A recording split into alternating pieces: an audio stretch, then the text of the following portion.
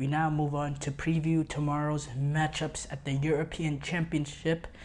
And it is match day 2, which, makes this very fascinating in the fact that, a lot of teams are really, they're really going to have a chance to save their European Championship after bad starts. There's also teams that have had good starts that are going to maybe fall apart in the second game that could affect them the rest of the tournament. There's going to be a lot of interesting storylines, especially how the opening games went on.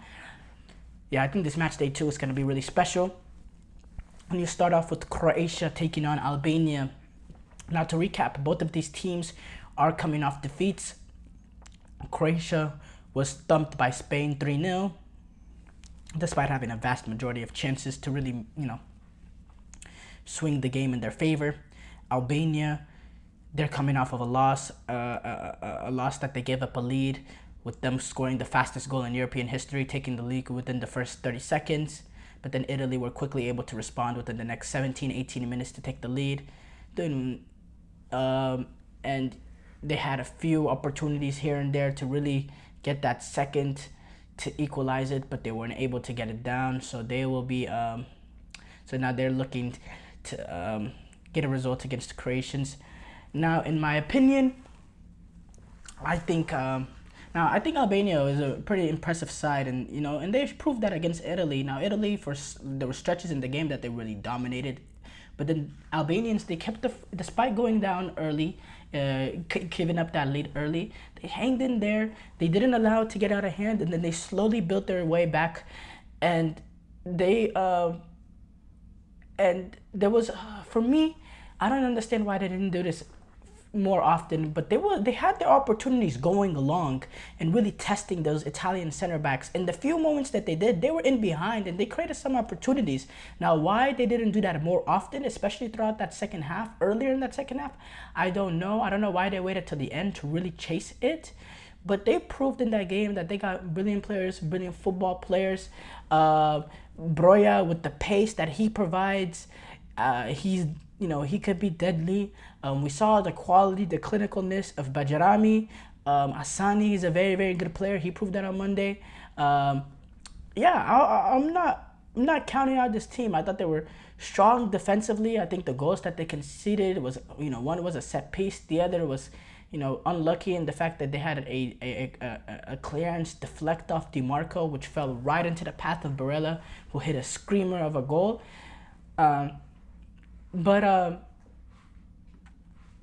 But yeah, I don't think they're a bad team. Now, Croatia, they're coming off a 3-0 loss to Spain. But yet again, I happened to analyze the performance of the game, and I didn't think they were deserving of a 3-0 loss. Now, they weren't good, and they defended bad.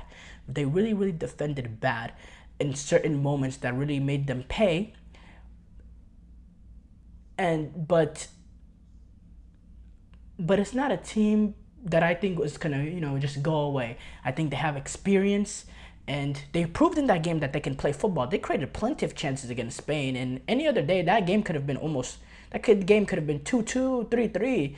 That's the kind of game that it was. It was back and forth. Spain would score a goal, then Croatia would go and respond and almost get a goal. Spain would get another goal, and Croatia go right back up the field and be this close to getting another goal. And then at the end of the first half, right before Spain scored, they had a huge opportunity to get a goal. But then Spain were able to get a third, and then another opportunity to start the second half that Croatia had cleared off the line by Kukurea, and then another opportunity that they had with that penalty that he should have just shot in, but he decided to draw the penalty. Rodri should have got a red card, but that's another story. And they end up missing the penalty, and they end up getting it in actually, but off the rebound. But the player, I believe it was Perisic, get called for encroachment. But they played some good football in that game. So I'm not ready to write them off like some people are saying, oh, this generation I think it's over, blah, blah, blah. I'm not ready to run it off, because in terms of general play, I thought they played pretty well. It's just individual moments went against them and went Spain's way. But I think in this game, this is the game that Croatia get their European Championship back on track.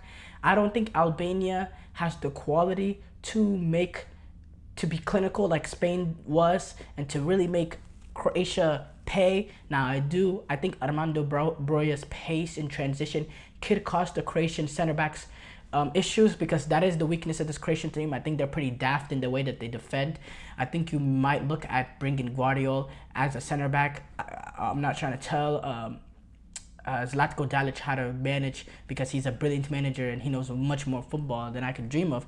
But I think you probably want to move Guardiola as a center half and bring in another natural left back. Maybe that he can provide more in the attack as well.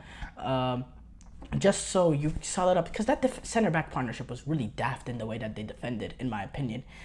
And I think Broja can make them pay if they leave huge gaps like they did, especially on that first goal against Morata.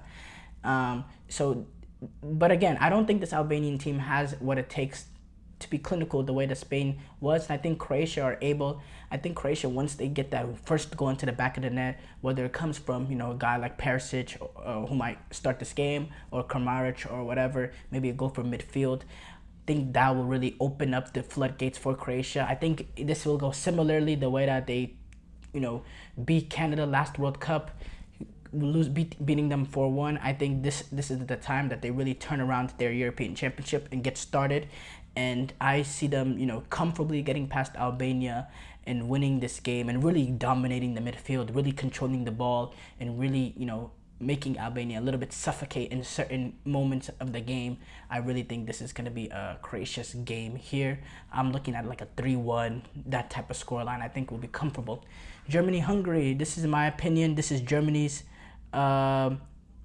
first real test at this European Championship. Not that Scotland are a poor team, but the Scotland that showed up yesterday are a very poor team. Or not yesterday, but on whenever the European Championship started last Friday, I think that was not a good team. They didn't show up. They left so much space. They defended horribly. They played a ridiculously high line despite having no pressure on the ball, and they let Toni Kroos do whatever he wants. Hungary is a team that, they're not going to allow that to happen. Not saying Hungary is better than Scotland or anything, which, they probably are just based on quality. But this is a Hungary team that's also reeling, and they got comfortably shellacked by Switzerland. Switzerland really outplayed them in that first game.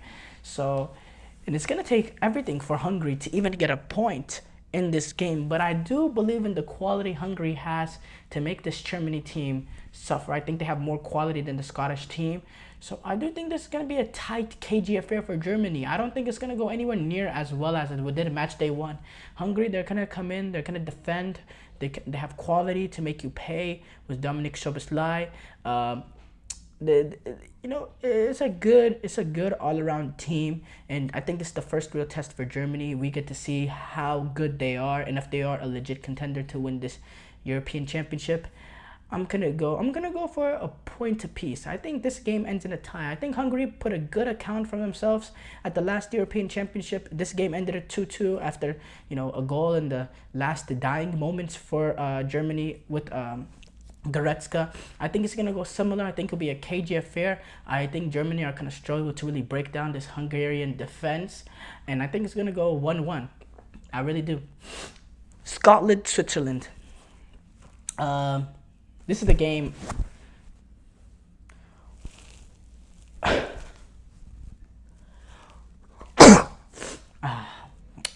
Excuse me. This is the game I'm looking forward to most for tomorrow. I think Scotland is, obviously it's crucial for them to really rebound after what happened at game 1. I think they kind of need 4 points. They need 4 points in this group to move on, because you look on it, you're not going to move on as a 3-point third place team when you just got defeated 5-1. The goal differential is going to be a massive factor. So they're going to need the full 4 points. And I think they're going to need a result against Switzerland. Probably a win, but a result. But I don't think it's going to go anywhere near as bad as I did game 1. I think game 1, the fact that they were playing against Germany, and I just didn't really understand the setup, in my opinion. I think Steve Clark will fix the issues that they had in game 1 in terms of allowing, you don't want to give, if you give Granit Xhaka the same amount of time that you gave Toni Kroos, it's going to go horribly wrong again. Not as bad as what it went against Germany, but it's still going to go really wrong. You got to close off that space that Granit Xhaka has. They're going to have to be very careful with the pace of Varga, not Varga, Dua going in behind. Dua and Vargas and Endoy, you got to be very very careful, especially with Dua, who was very tidy in that first game with his runs in behind. You have to be aware of him and his ability. I think Scotland have a surprise in us to show. All teams are writing them off because of how bad it went game one, but I don't think they're as bad as that. I think they just performed horribly that day. I think they need to go back to. I don't think they can't play as high of a line as they did in the last game, and they gotta stay compact like they do and take advantage of space left in behind as Switzerland come in and really play a transitional game, which I think Scotland are able to do that. They're gonna have the support of the country behind them. The Tartan army travels well, so I'm gonna. Now Switzerland are the much better team, just based on how they performed against Hungary. I did not see that kind of performance coming from Switzerland, but I'm gonna go with the upset here. I haven't really called much upsets up to this point. I'm gonna say Scotland get the 1-0 victory. A goal coming from John McGinn or McTominay or McGregor, somebody from midfield is able to get a goal, and they defend for their lives and they escape with a 1-0 win. That's what I predict for the Scottish.